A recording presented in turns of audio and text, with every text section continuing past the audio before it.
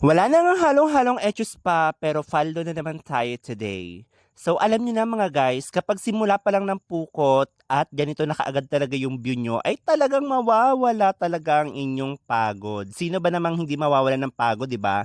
Kung lagi kayong paldo. Charis. Hindi naman guys ganun karami ang huli namin ng mga pagkakataong ito, pero sakto lang, marami na rin. Basta ang mahalaga, merong sumabit dyan sa aming lambat. Dito nga pala guys, ay pangalawang kanana namin ulit ito.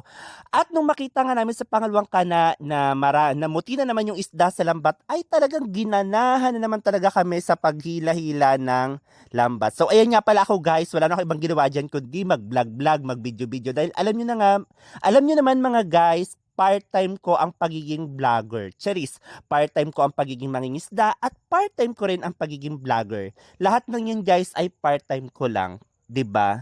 Ganyan talaga tayo kasipag kapag naandito tayo sa probinsya. Ayan yung aking tinatawag na pahinga. Tingnan nyo naman guys, namuti na naman talaga ang isda sa lambat. O 'di ba? Ang ganda-ganda na nga ng view, mas gumanda pa lalo nang makahuli kami ng ganito karami, 'di ba?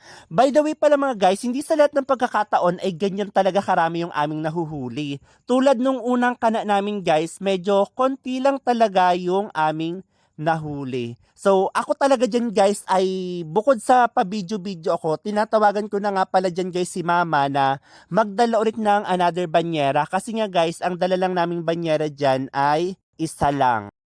At kapag konti nga pala guys ang aming huli ay hindi ko na talaga siya binablog guys kasi nga ay wala akong gana. Nakapokus ako sa paghilan ng lambat. Pero kapag mga tulad nito guys na sobrang dami ng huli, ayan, ginaganahan ako mag-video-video dyan para naman maipakita sa inyo na marami talaga kaming huli, charis. Pero sa totoo lang guys, ito ay pangalawang kanan namin. Kaya nga sinasabi ko, hindi na talaga sa lahat ng pagkakataon ay marami kaming nahuli. Dito nga pala guys ay naiahaw na namin ang puyo. At ito pa nga pala rin guys yung kanan namin ng pukot na medyo marami yung huli doon sa puyo ng lambat. Kaya nga, pag nandiyan, ang mga isda, hindi na kami mahihirapan na magsinsay ng lambat. Tulad niyan, hindi na kami mahihirapan sa paglilinis ng isda doon sa lambat. Kasi guys, kapag tulad ng mga nakita nyo, yung mga nakasabit yung isda sa lambat, medyo mahirap din kasi alisin sa lambat yung isda guys. Kaya medyo matrabaho pa yun.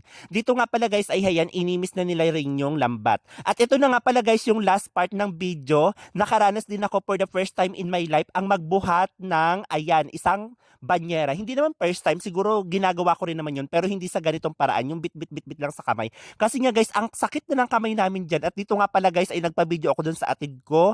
Tapos guys, alam mo ba, tumakbo pa siya dyan, ang init-init talaga ng ano niya, ng buhangin, para lang ako mabidyohan. Ay nako, sa maraming salamat sa iyo atid, at may video ako ng pagbubuhat ko ng banyera.